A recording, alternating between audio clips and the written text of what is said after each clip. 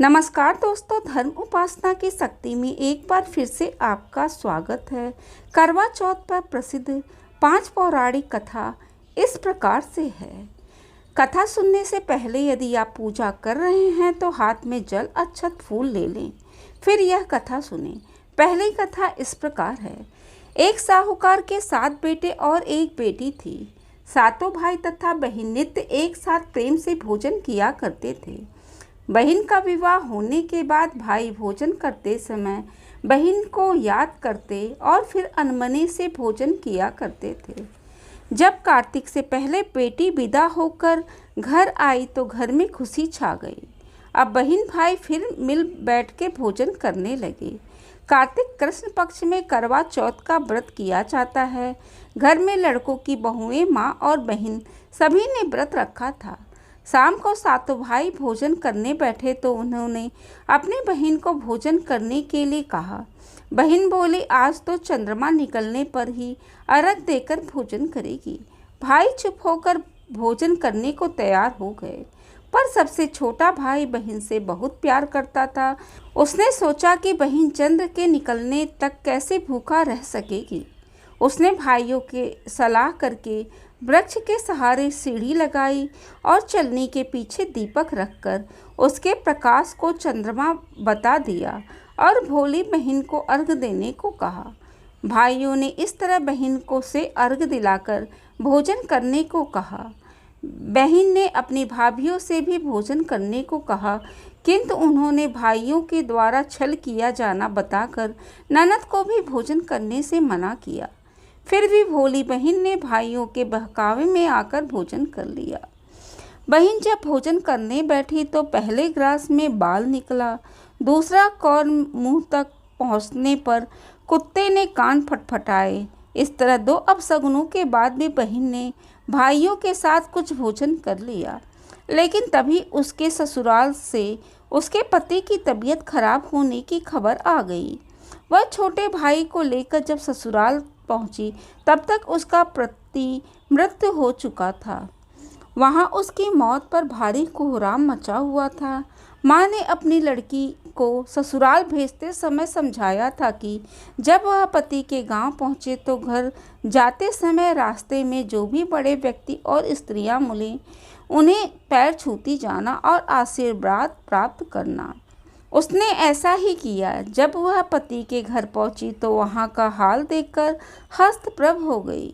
मुख से एक बार चीख निकली, फिर वह गुमसुम सी एक और बैठ गई। उसकी सास ने उसे धरती पर पड़े पति के पास ला बिठाया। कुछ देर पीछे से वह जोर जोर से डकराने लगी और बोली, हाय, भूल से व्रत भंग कर दिया। हे गणेश जी महाराज, आप मुझे क्षमा कर दो, मेरा अपराध आप ही क्षमा करेंगे। इस तरह वह कहती और जोर जोर से रोती जा रही थी। तभी शंकर जी पार्वती जी उधर से निकले। पार्वती जी ने हाल जानकर कहा, हे स्वामी, यह तो बहुत ही कम उम्र में विधवा हो रही है, वह अपना शेष जीवन कैसे काटेगी? प्रभु, आप कुछ कीजिए। शंकर भगवान बोले, प्रिय, आपका कहना सही है, किंतु अपराध तो गणेश जी के प्रति हुआ, वही इससे संभालेंगे। उन्होंने गणेश जी से सुहागिन बने रहने के लिए कुछ करने को कहा। तब गणेश जी ने व्रत खंडन करने की उनकी भूल को क्षमा कर दिया और कहा कि जब वह अगली करवा चौथ व्रत करने में भूल ना करें। तब उसका पति राम राम कह के उठ बैठा और बोला, मैं तो आज बहुत सोया हूँ। घर में आनंद छा गया। बहू ने वर्ष के सभी चौथ माता की व्रत किए। सभी चौथ माताओं ने कार्तिक की सबसे बड़ी करवा चौथ का व्रत करके अखंड सौभाग्य पाने की बात कही।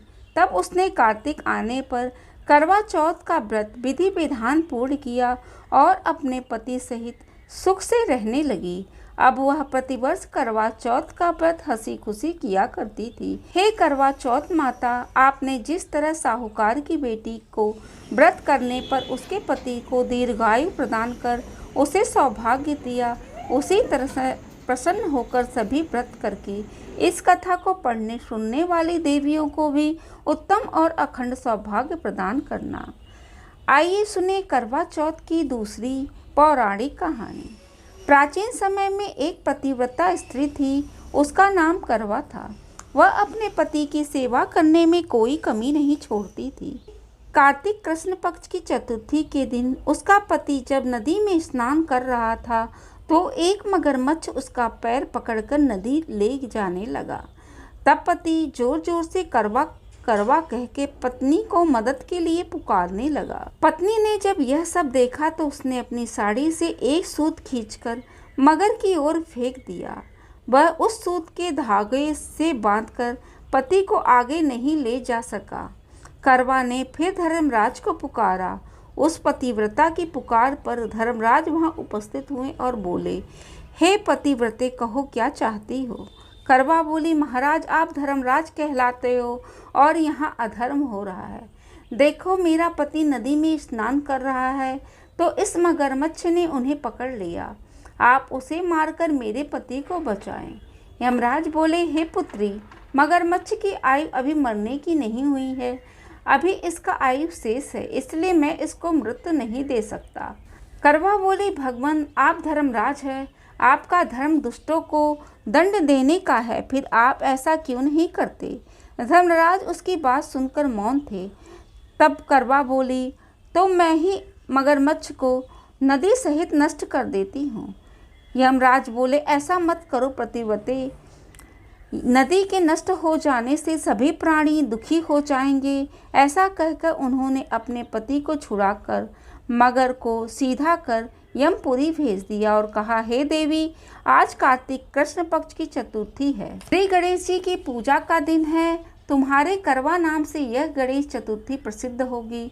इस दिन जो सुहागिन अपने पति की दीर्घायु के लिए चंद्रोदय होने पर अर्घ देकर पूजन करेंगी, उनके इस व्रत के प्रभाव से समस्त मनोकामनाएं उनकी पूर्ण होगी।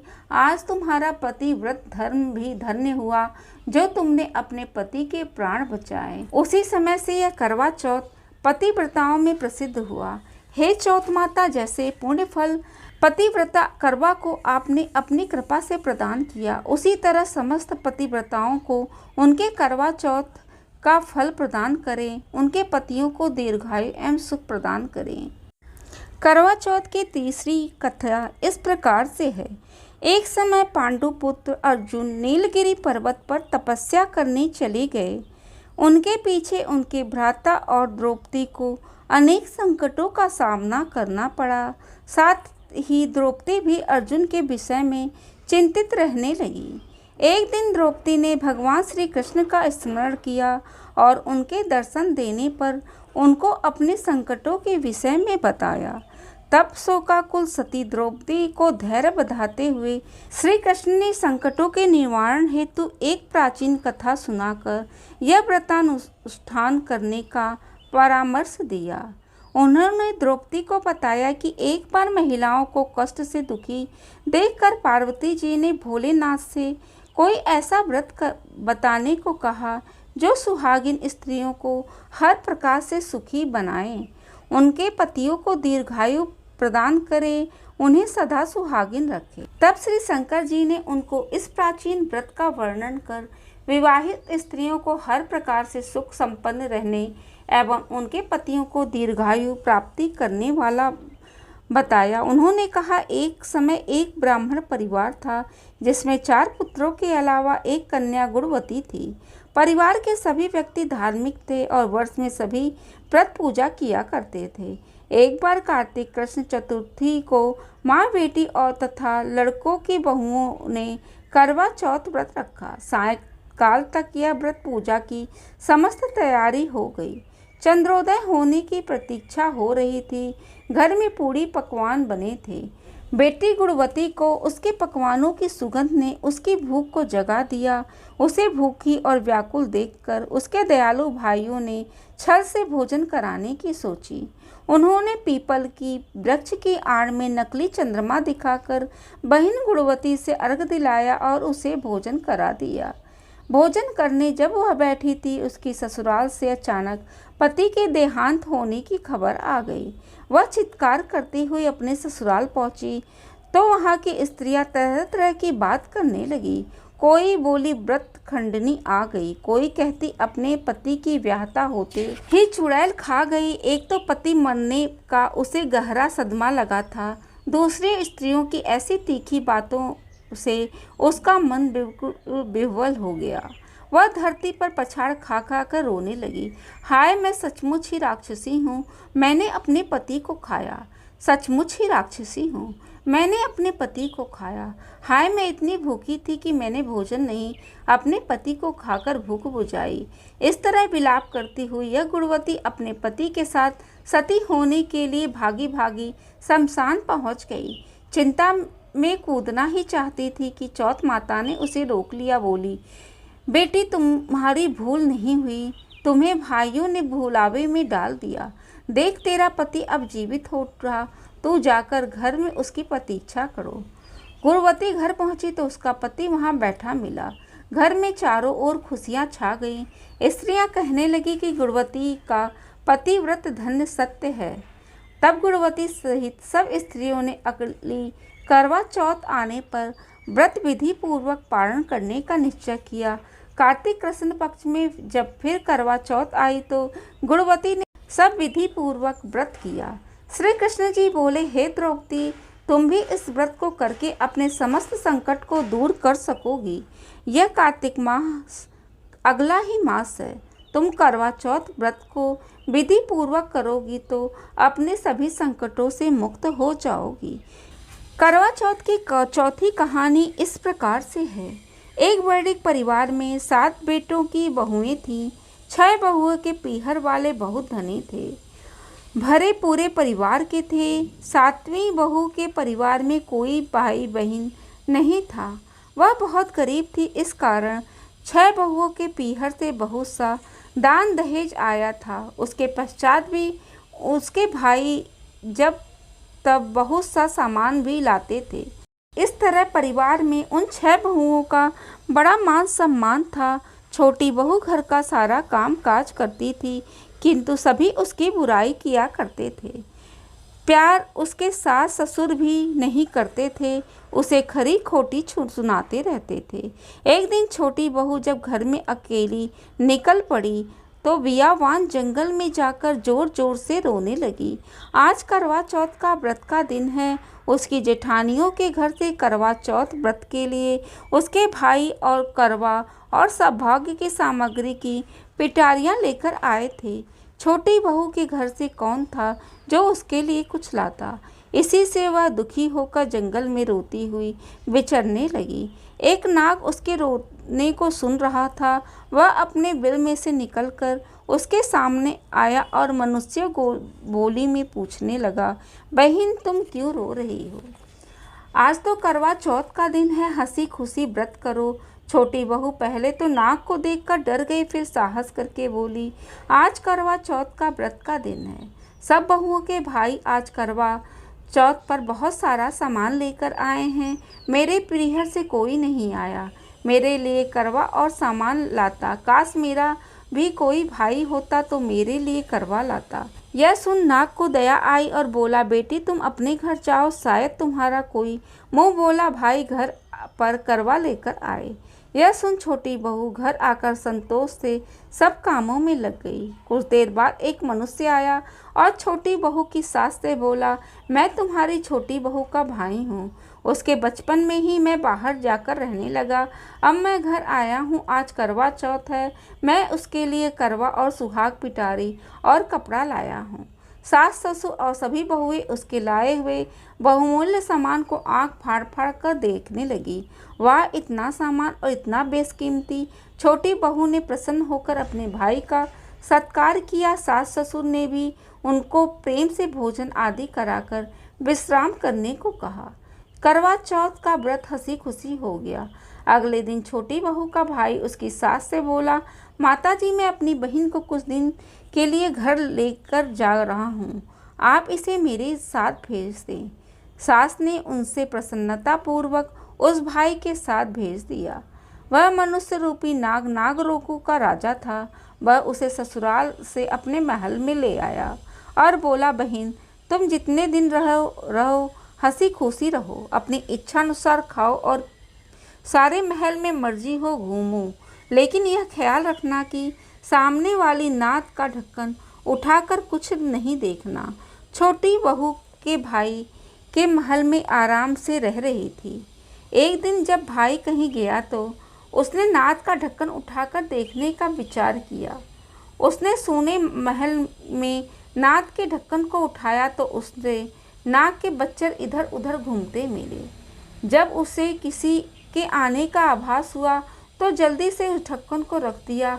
जल्दी जल्दी में ढक्कन रखने से एक नाग के बच्चे की पूंछ पर ढक्कन पड़ गया और वह उससे कट गई। शाम को नाग भैया आया तो बहन ने सच बात कहकर अपनी गलती मानते हुए भाई से क्षमा मांगी। नाग भैया ने उसे क्षमा कर दिया। वह पूंछ कटा नाग बंडा बंडा के नाम से बहुत चिढ़ता था। उसने एक दिन नागिन माँ से पूछा कि उसकी पूंछ कैसे कटी। जब उसे मालूम हुआ कि उसकी बहन ने नाद का ढक्कन जल्दी जल्दी में रख दिया था सो उसकी पूंछ कट गई। बंडा बोला, मैं उससे बदला लूँगा, मैं कुछ नहीं जानता।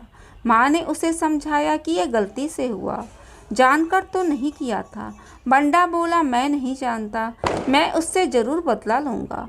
एक दिन बंडा अपनी बहन के घर चुपचाप पहुंचकर छिप गया।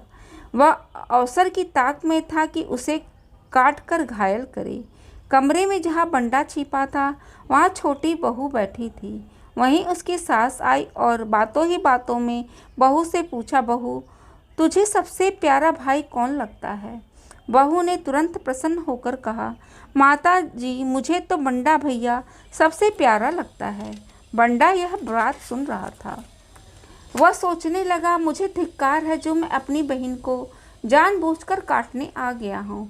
वह चुपचाप वहाँ से लौटने लगा। तभी उसे याद आया कि कल करवा चौथ का व्रत होने वाला है। उसने वहाँ से लौटकर करवा और ढेर सारा सामान इकट्ठा किया और अपने बहन के घर लेकर पहुँचा। बहन और उसकी सास ने उसका बहुत प्यार से सत्कार किया। जब वह अपने घर में पूछा तो माँ ने पूछा, क्या तुमने अपने बहन से बदला ले लिया? बंडा बोला, माँ वह तो मुझे सबसे ज़्यादा प्यार करती है, ऐसी बहन से कोई बदला लिया जाता है क्या? अब तो बंडा अपनी बहन के घर हर करवा चौथ पर करवा और अन्य सामान लेकर जाने लगा। सब लोग भाई बहन के प्यार से खुश थे। हे करवा चौथ माता, तुमने छोटी बहू के जैसे दुख के दिन फेरे, उसी तरह अपने अन्य व्रत करने वाली माताओं और बहनों को दुखों से दूर रखना।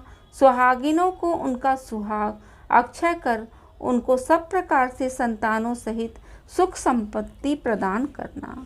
यदि आपको मेरी वीडियो अच्छी लगे तो उसको लाइक करें, शेयर करें, सब्सक्राइब करें एवं बेल बटन दबाना ना भूलें, क्योंकि इस तरह की वीडियो मेरे चैनल पे आती रहती है। धन्यवाद।